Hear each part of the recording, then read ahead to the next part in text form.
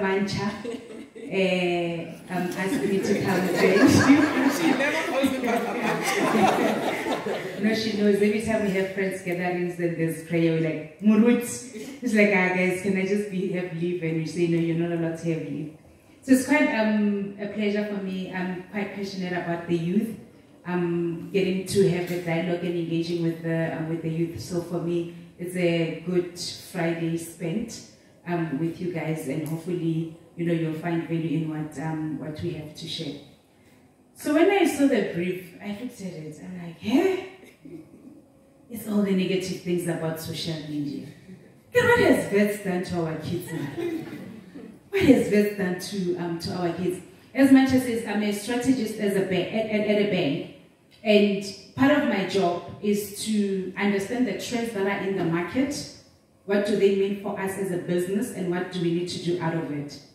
And most of these things sits in the technology space. So I get exposed to some of the, latest thinking around technology and all this kind of things. And I think, Mancha put it quite well. If you were to think back, I was thinking, imagine when microphones were being introduced, what people were saying. Or you are the one to talk so loud so that people can hear them. And the Bible says when you pray, it must be in secret and not be loud so that people don't need to hear you. You can imagine when planes were being introduced. People were saying they want to fly, they want to be like God, they want to be in the clouds like God, and God said you can't do that. That's why he confused people and they started speaking in different languages. So I'm just taking a snapshot of what you guys think is normal now, when it was introduced, what people said, and what we don't think is normal now, that when you tell your kids about it, they're going to look at you and say what? That's what social media and technology is like in our lives. You can imagine when pants were being introduced for women at church. Same concept. You can imagine when female preachers were being introduced to the church. Same concept. So it's not necessarily about is something right or wrong. Because I think sometimes as Christians, we get ourselves confused about is something right or wrong. Sex, is it right or wrong? I like how some of you look around and say, if I say right, so they think I'm having sex, and all that stuff. So, and that's exactly what social media is like. There's a time and a place for everything. And how you use or consume something can make it good or can make it bad. But that thing on its own, in its right place, it's good.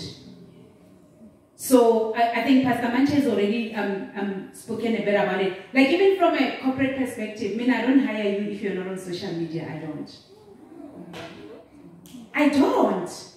That's the honest part of it, because social media gives me a sense about how you write, how you think, who you socialize with, how you interpret issues, how you behave, and all that stuff. If you know how to manage yourself on social media, I can be confident that you'll know how to manage yourself in the corporate place.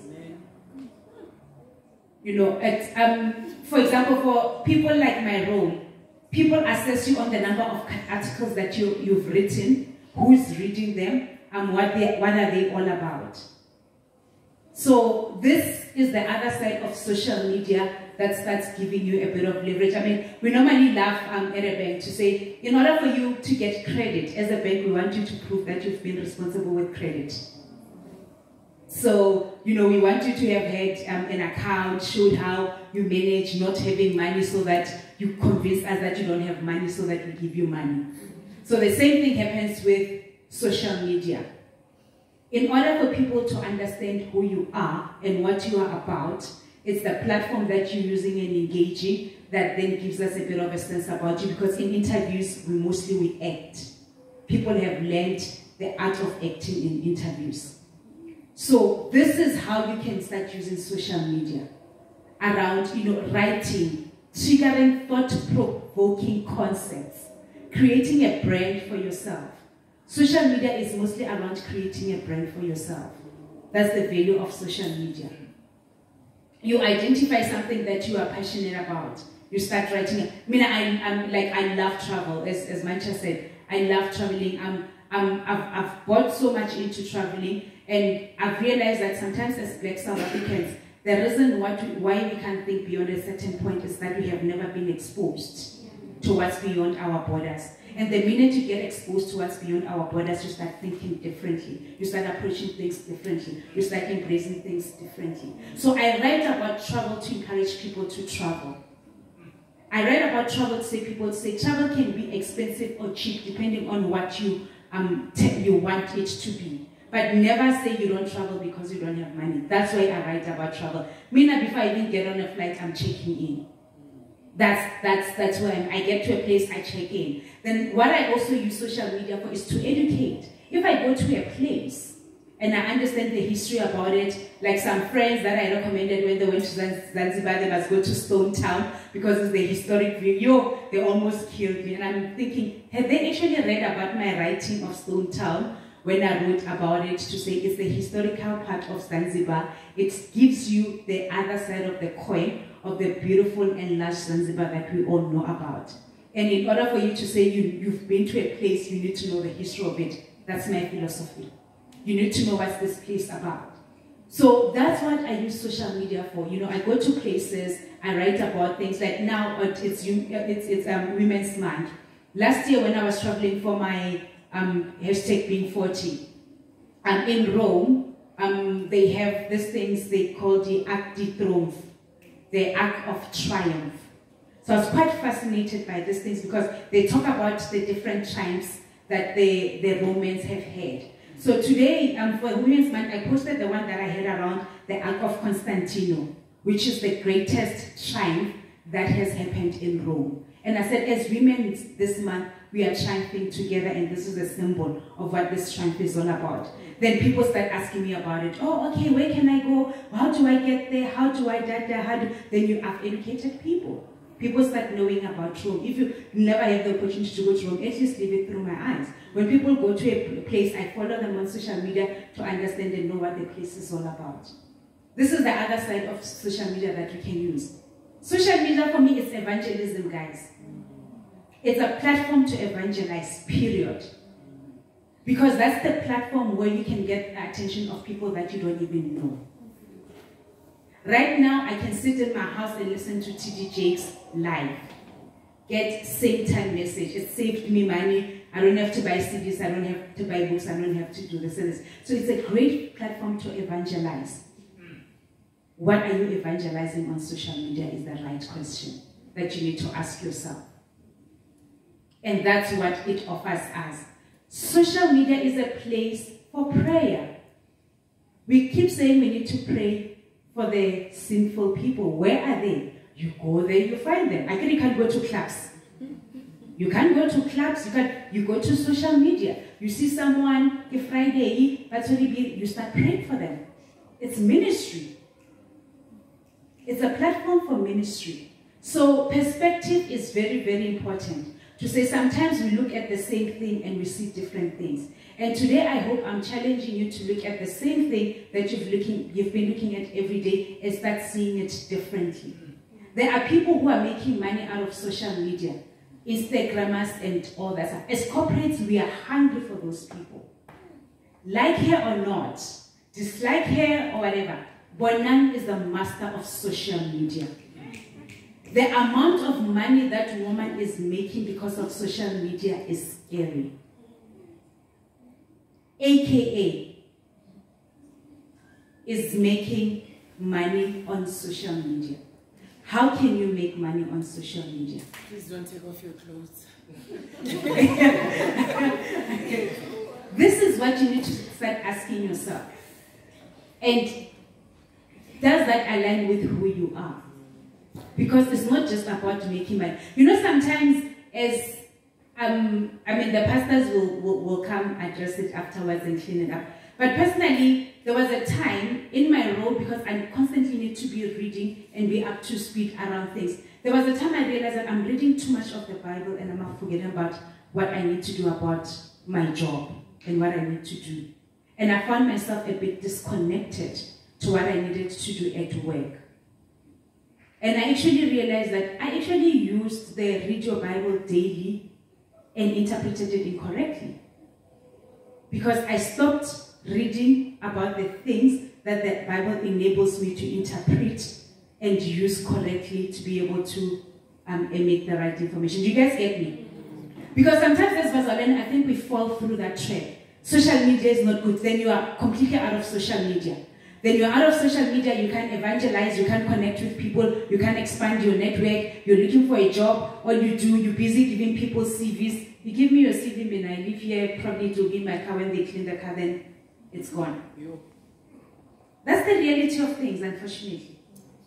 But you connect on social media, you start talking on Messenger. Okay, like sometimes I'll ask, send me something that you've written.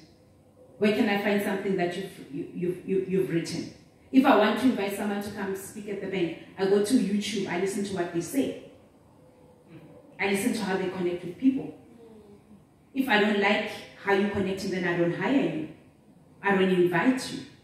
So these are the different things that you can embrace and leverage social media for. As businesses, we use social media to also share about our businesses and about our products. So for example, Facebook knows a lot about you.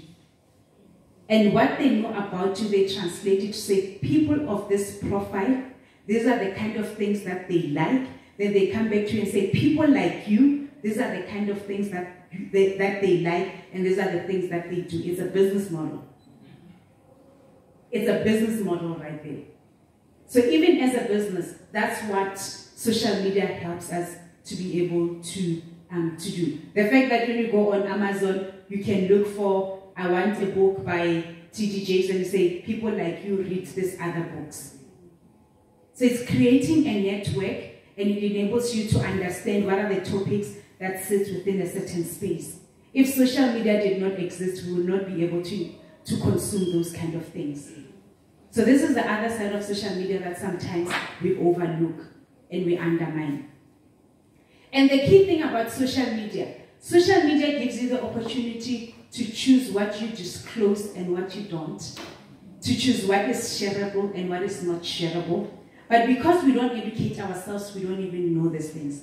If I were to say to you, all of you, take out your phones and go to your security measures on Facebook, tell me who can view your profiles. Some of you will even ask me, where do I go?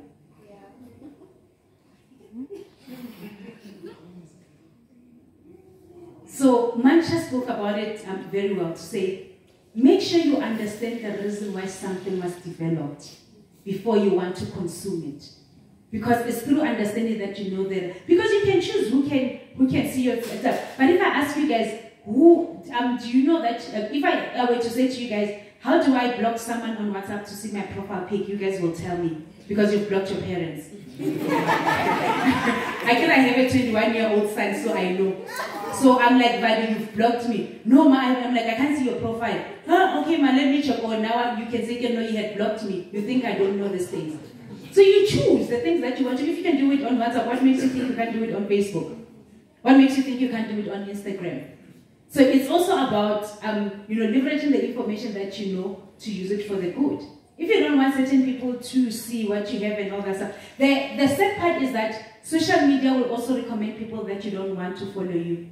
You know those prophets and prophetess that it constantly recommends. And you're like, like the other day it recommended Bushiri to me. I'm like, what? Like, let me go check. Who in my circle is going for Bushiri? Like, I start checking it. That's social. Unfortunately, to also do these things, I'm just trying to connect with the people that you don't know. But I would encourage you to say, before you start following it, before you start accepting, go check them out. Go check what kind of a person am I allowing into my space. You are allowing this. Social media is like your house. You open the door, you decide, am I leaving you in the kitchen? Are you going to the living room? Are you going to go to the other intimate parts of my house that I don't want to? And as you all know, even in your rooms, there are some people you open the door, yeah, okay, hold on, you close, you go get it, then you give it to them. There are some people you open in like, and then you pull a chair. There are some people like, yo, Chobi, let's sit on the bed. That's what social media is like. You call the rules. No one else, if you don't do it, someone else is going to do it on your behalf. Yeah. So it's very, very important. There's something that we call digital etiquette. Pastor Samantha spoke about it quite a lot. Guys, social media is not a platform to be rude. Social media is not a platform to say things that you can say face to face. It's very, very, very, very important. Social media is not to share some of the sensitive stuff about people that you don't. I'm a firm believer to say, before you even share people's pictures, check with them. Check with them. Are you okay? I want to share this picture. Are you okay that I shared? That's digital etiquette. Don't just share because you are in the picture and you look good and you're pouting. This is the best part that you've ever had. You want to share it. Be cognizant of other people and allow other people space. People who don't want to be on social media, allow them the space not to be. They've made a choice. Don't impose it on people. It's just that they need to understand what are the unintended consequences of not being on social media. Because there's also that other part. I mean, how many of us, right now, Dr. Dewey, you can't wait to see on Twitter what's his next single and you listen to it on Twitter. That's what social media is enabling us to do. Like right now, I can drive from here to Polokwane and I can just listen to any songs on YouTube. I can just say top 100 worship songs for 2019. I can listen to it all the way. I'm learning new songs, and some of them I can save, some of them I can share with other people, some of them. Those are the benefits of what social media can do for you. So Bazalwane, let's not create unnecessary fear around social media. If we know and understand the role of social media, it's a good platform. Just because other people are misusing it, stop being judgmental. Just because people are not using it the way that you want it used, stop being judgmental. Just use it the way you want it to be used and only allow the people that use it the way that you want to be used into your house. Simple as that. I think I'll stop there so that then we start having a discussion around this topic.